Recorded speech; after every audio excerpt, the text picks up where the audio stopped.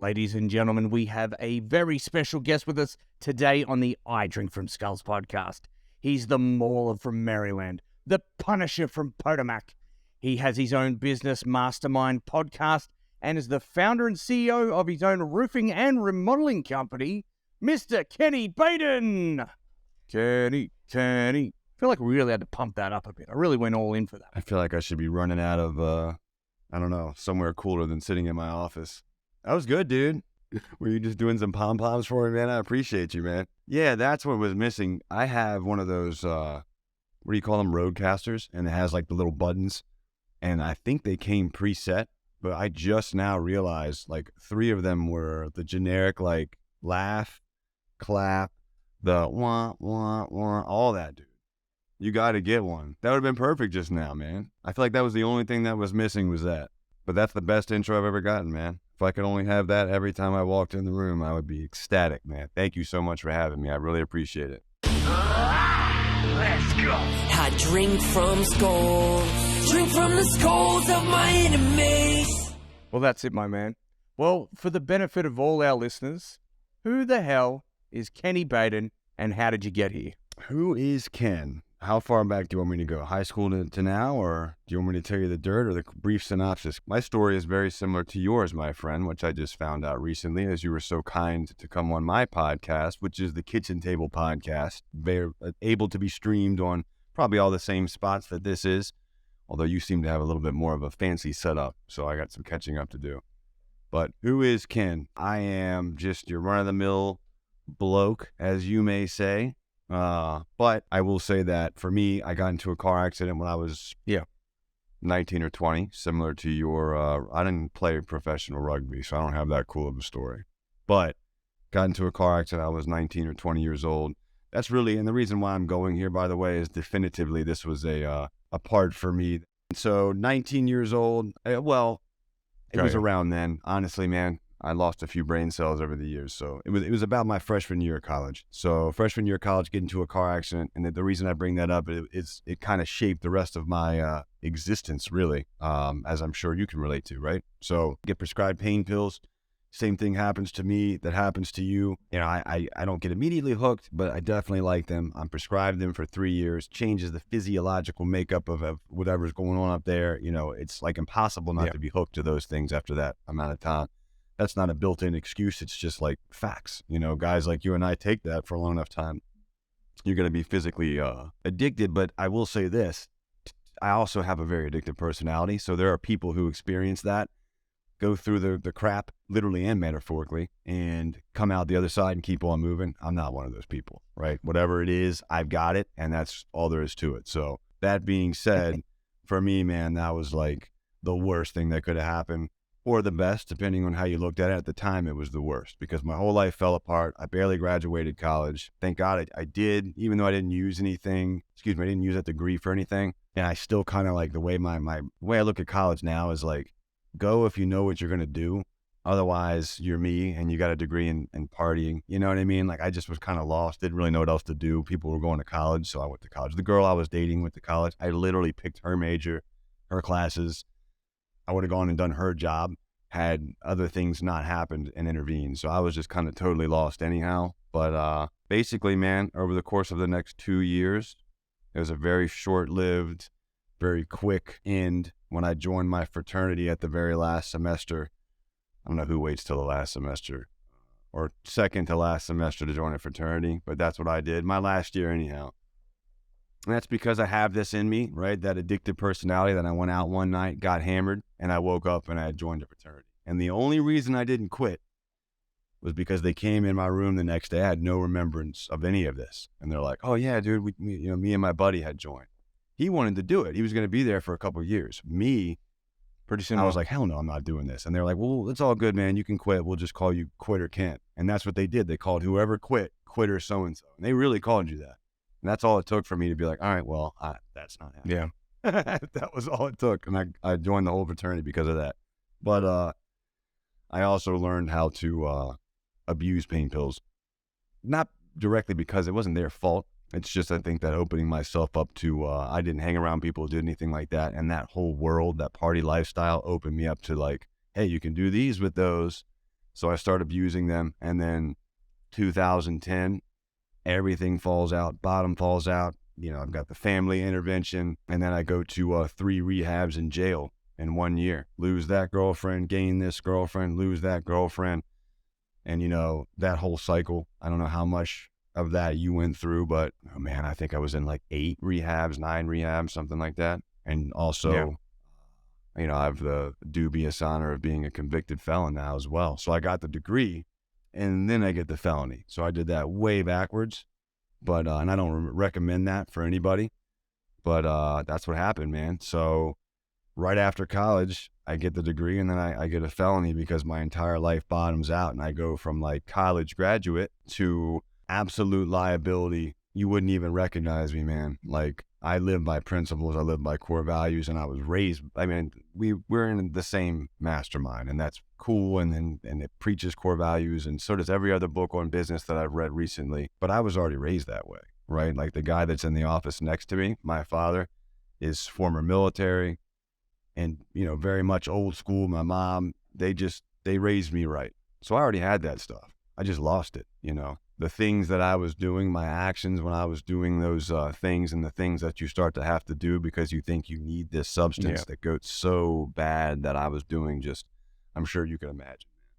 As you would say, some very naughty things that landed me in jail. But for me, I was just ruthless and a shadow of myself, and I hated myself because of it. And that's tough, man, because I tell people this, man, and I hone in on this because it's such a big part of who I am now, because I got so fucking low. I mean, so low. I genuinely, by the time everything had bottomed out, now this is like a decade later, a decade of do good, couple months, you know what I mean? And as I'm coming back from like the first rehab, second rehab, third rehab, I always come back around. I'm so hard-headed, man. Like, I was introduced to the solutions, right? Like the meetings and the recovery world, but I was going to make my own way. You know what I mean? I was either going to come up with my own solution or my own group you guys could join, but I was not going to subscribe to like someone else telling me that I couldn't just like will myself to not do this. I couldn't understand that. And I could understand that I shouldn't do drugs, but I certainly couldn't understand that I shouldn't drink. Like, 24 years old, bro, what else is there to do? You know? I mean, that just was not a concept I could grasp, man. I mean, could you? And you've just shared so many golden nuggets there, some really deep stuff that not many people are willing to talk about. Just to sort of circle back there, do you have a message for people that are listening along? Maybe they're going through something similar. You know, they're on tough times. Is it as simple as one day at a time, one, you know, left foot, right foot, one step at a time? Talk us through that. That's the thing, man, and I'm not going to go too off topic here, but like, I've got young people now, and it's very important to me that I do my best to give back and give people opportunities. I'm careful, you know, I have time limitations and things that I look for now because that's burnt me in the past, but I'm very passionate about giving that second chance because I had to get 3 or 4 of those. But I also burnt several companies because in that span of that decade, I worked at 4 or 5 remodeling companies because I had to get my experience for somewhere. Dude, and I always did so well. You know, we sell ourselves so well, right? I think people who get labeled in that addictive personality label, like, we're some of the most talented people in the world, right? Jimi Hendrix, I mean, I can go on and on and on. But I would always sell myself really well. I'd get in, I'd do really well for like a month or 2, and then the bottom would drop out because I would try to like just do whatever my way. I'd make a bunch of money, and then I would lose a bunch of money.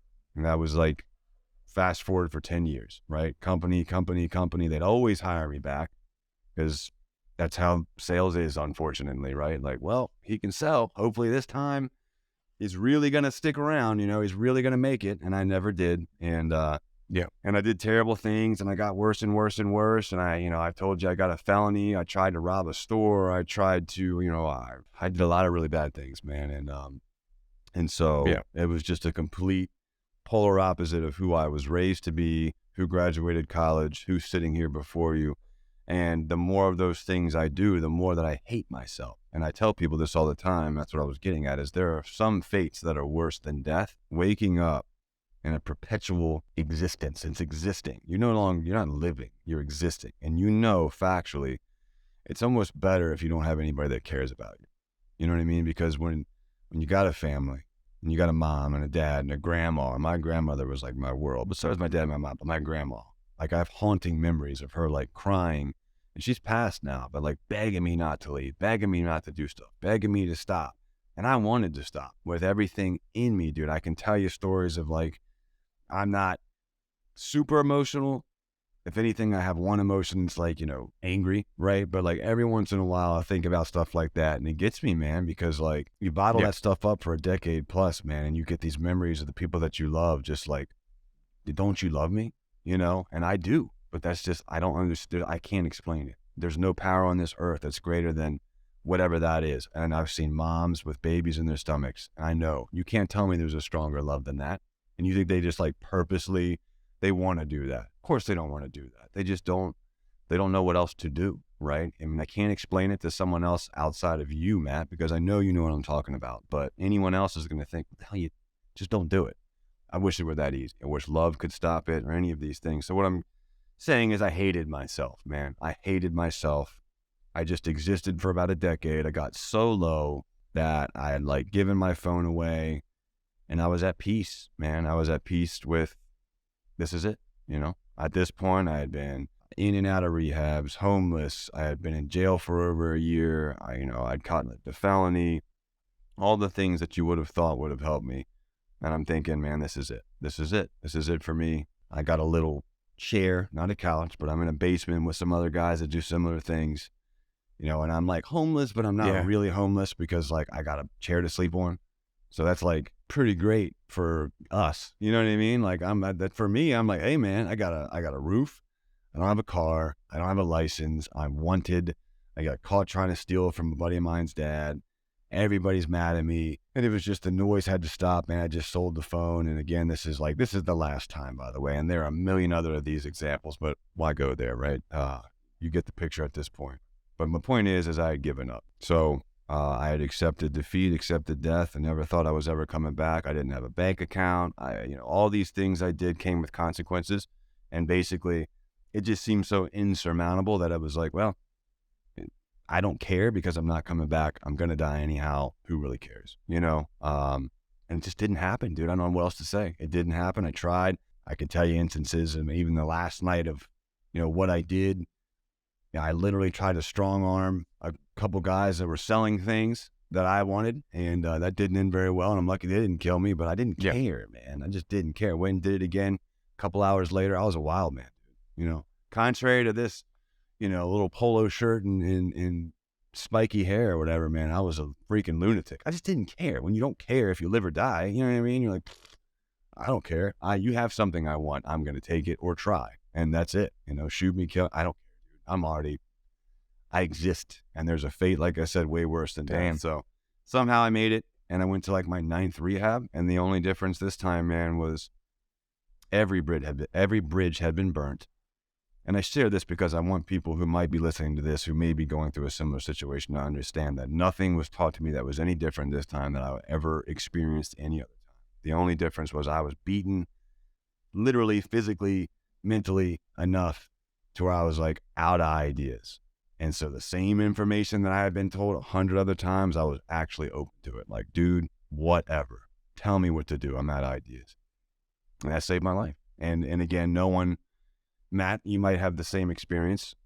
Did you have an experience where people were trying to help you, but it was counterproductive? Because that's what they think they're supposed to do. Moms do this all the time, right? Like, here's money.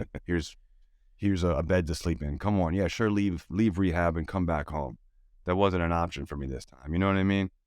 There was no home. I was homeless. I literally slept outside towards the end there. I was sleeping literally in the woods. And that was what saved my life. There was no place to go to, no one to turn to, burn every bridge, and I was forced to stand on my own 2 feet, take advantage of food stamps, government funding, all the things that I had probably made fun of people for in high school, and that's what I had become. But guess what, man? Like this is where I get to the best part, where it's like, that was the best thing that ever happened to me, because ultimately what it did was, I think I had this view of the world, and I always thought something would just kind of be handed to me, maybe. I don't know. I was very lost, like I said, in college. And then now it's like, dude, I know what I got to do.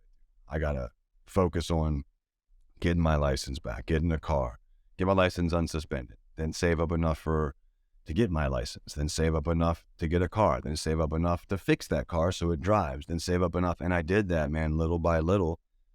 Frankly, man, I didn't plan on coming back. So, and once I was back, I was like, holy shit, what am I going to do? I'm in a hole that just seems like, how am I ever going to get out of this? I'll be 20 years from now before I get out of this. I had a 400 credit score, 400 something. I didn't even know that was possible. And yeah, man, I went. The fiance I have now is an attorney. I have messages in my phone about her graduating law school. Like if I show up to her party, that she would call the police. And now we're engaged. But I also met with her when I got sober this time, and she was going to help me declare bankruptcy. And then when she saw what my debt was, she was like, look, I know this seems like a lot, but you can get out of this. And she was right, man. And had I not done that, I wouldn't have my business. Had I done that, I wouldn't have my business right now, which subsequently helps her and I to be able to have these house, the situation we have going on right now. So it's really cool, man, how all that worked out. But bottom line is, man, that event in my life, that one event in my life that was arguably the worst thing at the time that could have ever happened to me, completely changed, and it ripped my family apart.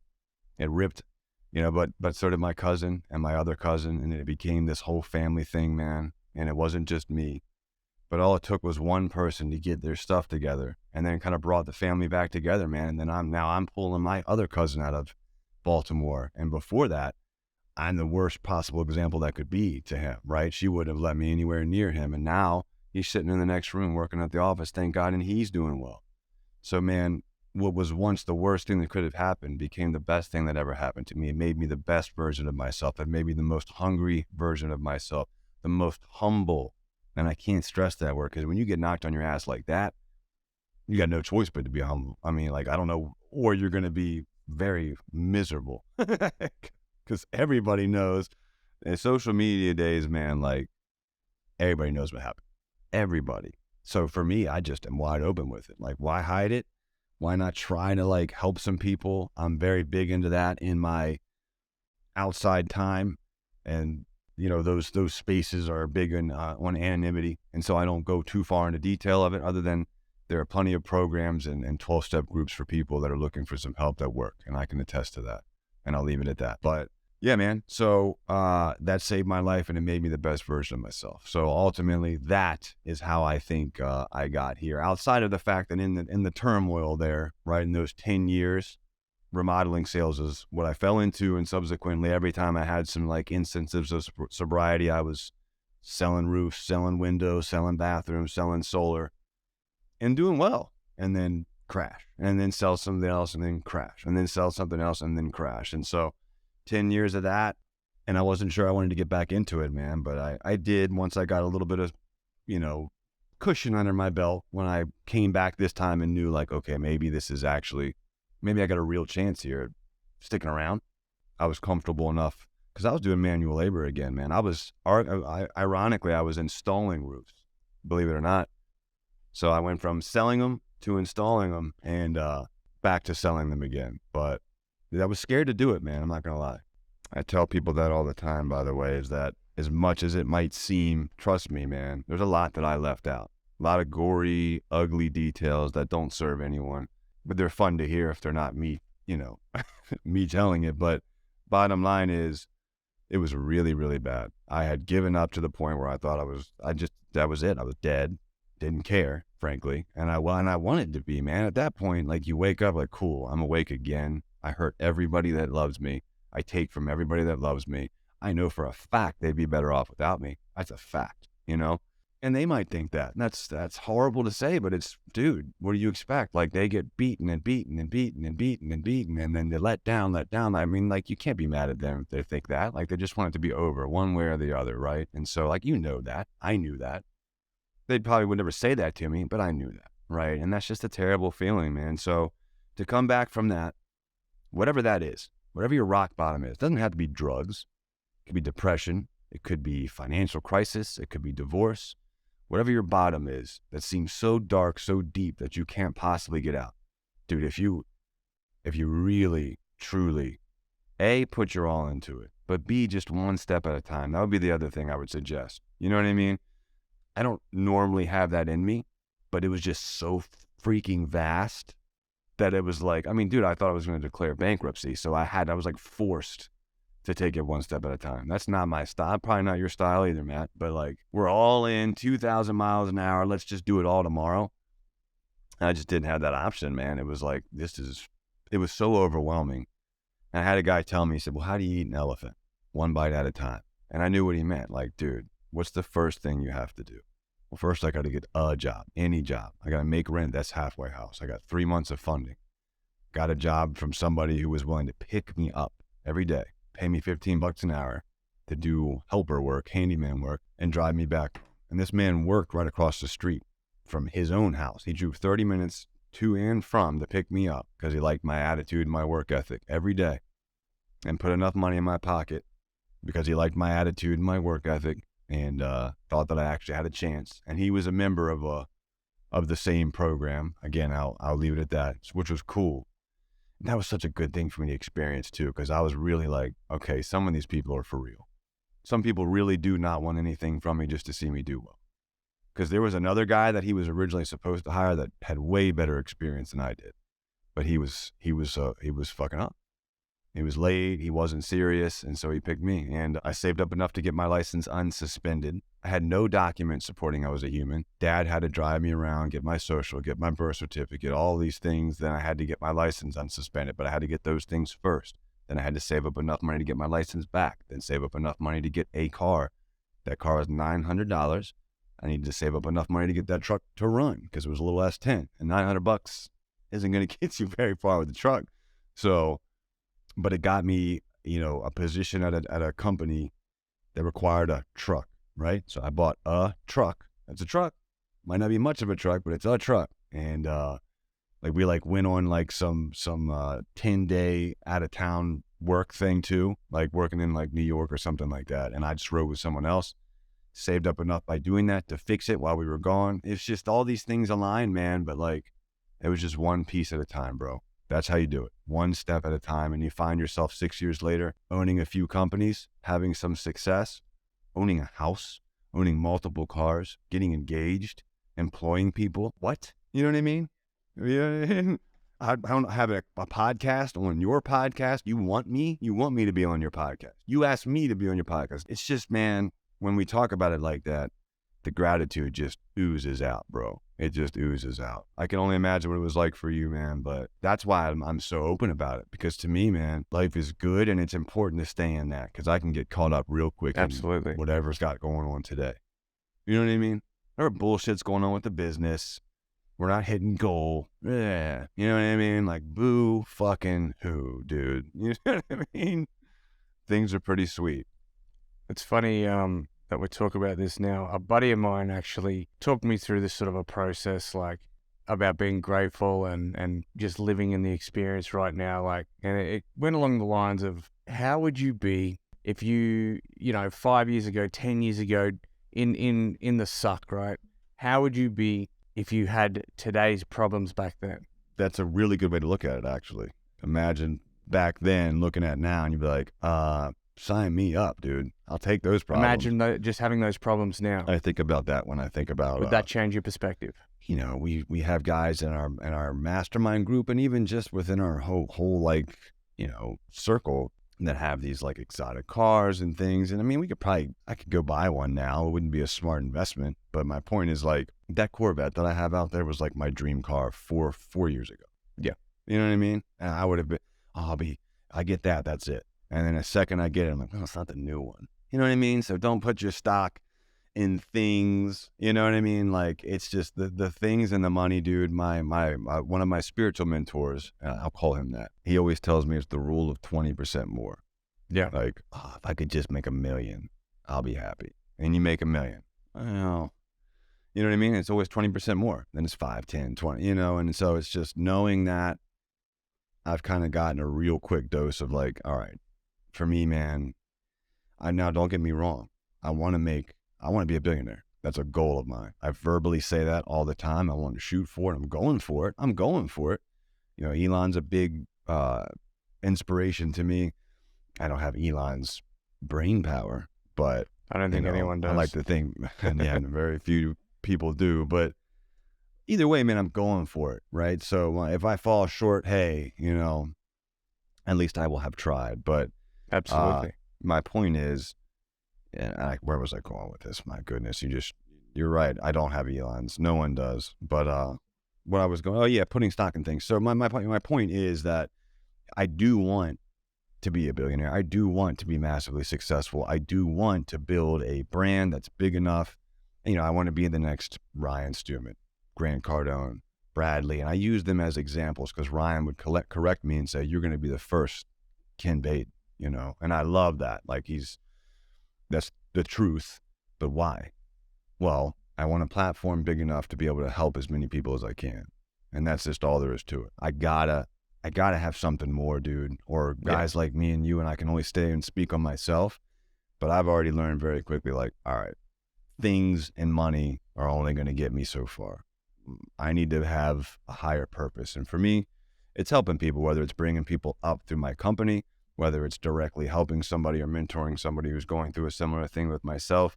And who knows when I do reach a platform that big, what I can do with it. I think about that now. I'm like, I don't know, build rehabs. I don't know, like it's easy to say like, yeah, I'm going to help some people. I mean, well, how? You know what I mean? But that'll be a great problem to have and figure out when I get there. Absolutely. And would you say that's the main driver, the reason why you've got a podcast, a mastermind, and, you're doing all of these cool things outside of just the remodeling? Yeah. I mean, that's the truth. I mean, the timing is expedited, but that's where they come from. So, I was kind of on like a more, all right, let's take it slow path. And then, you meet guys like Ryan, and look, man, when I got hooked up with Ryan last year, I was just following him on social media, and he put out something saying like, hey, I'm looking to take on another coaching client. I had no idea what his mastermind was or what. I knew what a mastermind was from Think and Grow Rich. I didn't know that all of these figures that I followed had one, most of them, or had coaching groups or anything like that. I didn't know that was a thing. So he put that out. I DM'd. To my surprise, he responded me, and the rate was a lot of freaking money. But we tend to kind of be action takers and a little bit risk friendly. Yeah. You know what I mean? Like we're not scared to take a risk. So I jumped into it, man, and I threw the equivalent of a house, right? Invested that into him. And since then, it's been about 6 months, but everything's kind of just been expedited because of that. Like, cool, let's go. You know what I mean? He knows the people, he knows the circle. So maybe I wasn't planning on doing it now, but the network is there. And we can plant the groundwork now. The mastermind doesn't have to become Apex or Arate tomorrow. Yeah, for sure. Ryan started with 5 people. So, if I can get those core 5 people and start to get the foundational pieces there, here's my plan to answer you very honestly. The remodeling business is what I know, and I know very well. And the remodeling business, my plan is private equity in the next couple of years. That's the goal. The original goal was about 5 to 8, but having spoken with the lawyers and we have our numbers very dialed in, if we can hit our goal this year and then maintain a very modest growth increase the following year, it could be as soon as 2 years. But there's a lot of due diligence, a lot of red tape and follow up and follow through that would have to happen. Things would have to go perfectly, but in a perfect world, we're able to do that. And that to me is like that big resume builder. But I was also always not doing anything because I was waiting for that big resume builder. Like, well, I'll start a company, but once I hit 10 million, then once I hit 20, then once I hit 50, like I'm not good enough yet to be a speaker or a mastermind guy. And then just like the 20% rule, it seemed like it was never going to come. So it's like, you know what, dude, I've done enough now to have something to offer the guy that isn't either there, or maybe it's even further than me, but is struggling with some of the things that I'm good at, or that my network is good at. The power of a network is huge. And I've worked really hard over the last few years, in the last 15 years. Power of proximity, man. Since I've been remodeling, to acquire a very fortunate and large network, especially here in Maryland. And so timing might be a little bit off, but yeah, that's where it all comes from. And the plan is to sell to private equity, use that as like the big catalyst, that first private equity piece, to then drive the rest of the life goals, right? The consulting company that I have and the mastermind, which originally was just going to be consulting. And I didn't really have the concept of the mastermind down. Now that I do, And that was also kind of circumstantial, an opportunity to do something with someone I really admired, and I jumped at that too, man. So again, timing might be a little bit off, but yeah, that's the goal. Love it, man. And something you mentioned before, that you have a podcast, you have these other mediums, these other programs and things. Where can people find them? How can they connect with you? Let's talk about that. Let's see here. Well, there's the Kitchen Table Podcast, and the Kitchen Table Podcast streams on Spotify. On the major platforms, just like yours is on Spotify, Apple, Amazon. There is me, which is, I think it's Facebook as Kenny Baden, Kenny, Baden, Baden. That's Facebook. And then my Insta handle is Ken to the B. So it's Ken, the number 2, the letter B, Ken to the B on Insta. And then we've got Potomac Customer Modeling, which is my company that has its own social media. We've got Blue Collar Ballers, which is a big one and worth mentioning. Blue Collar Ballers is the mastermind. If you find yourself in the blue collar industry and you're looking to grow with a mastermind, just like Arte or Apex, right? Ryan is actually in that. Ryan Stewman is actually in Blue Collar Ballers, and you better believe that he's going to be the guiding force there, and helping me make this thing the real deal. And so you couldn't ask for anybody better than that. Absolutely. But yeah, check us out at Blue Collar Ballers on Facebook. And if you're interested, we can go from there and get some information for you and bring you in the Blue Collar Ballers Union and help, like I said, bring this thing up. And then I've got Baden Consulting as well, which is a consulting group. If you're a struggling small business to scale, or you're interested in learning how to do the roofing or solar door-to-door industry, we can help you. Any final words before we wrap things up? I hate to cut us short, man, but you know how it goes. One, we both got to do this again, man, because I feel like we've got like 2 days worth of talking we could do with our similarities. I would say, man, final words, given the context of today's podcast, would be that, both myself and Matt have been very fortunate and blessed to have very successful outcomes that started from, well, it doesn't sound like either of us started from like the pits or anything like that, but we found ourselves in a spot in our lives, or at least I can speak for myself, that it was just, like I said, it was over. I was resigned to, this is it. I'm done. It's done. It is never too late. Ever, ever, ever. So no matter where you're at, no matter how you're feeling, I promise you I chalked it up. The only thing I didn't do is take my own life, and I tried. It's never too late. Never, ever too late. So never give up. Never, ever abandon hope. If you have any fight in you whatsoever and you just take it one step at a time, I promise you the rest will come so much quicker than you could ever imagine. And you'll look back like Matt and I are in a few years and just be like, holy crap. You know what I mean? And I would love to see that for anybody and everybody that's in that position. And that's it. Again, not to get too onto that, but I feel like I didn't get very far off of it. So I don't know how much business I talked to. We didn't really get to any of the cool questions you had. So, but I can answer those next time for you. Absolutely. We'll have to do it again. I would love to, man. I would love to. And we'll get on those questions, and I promise I'll focus more on business, because I actually do know a thing or two. I promise I do. You know the stuff. Well, we'll both have to do that, because I feel like it's the same thing. You know what I mean? We'll get you more. We'll get the skinny more, and you are dirt, and I'll get more into the business. We'll have an even exchange there. Well, Ken, very appreciative of your time, sir. Awesome. Just wanted to thank you for sharing some of that personal stuff. Yeah, we didn't hit the questions, but there was so much gold today. There's going to be so much value for our fellow skull drinkers. And that's a wrap, my good man. For our fellow skull takers, stay tuned for the next episode. Thank you, Mr. Ken Baden.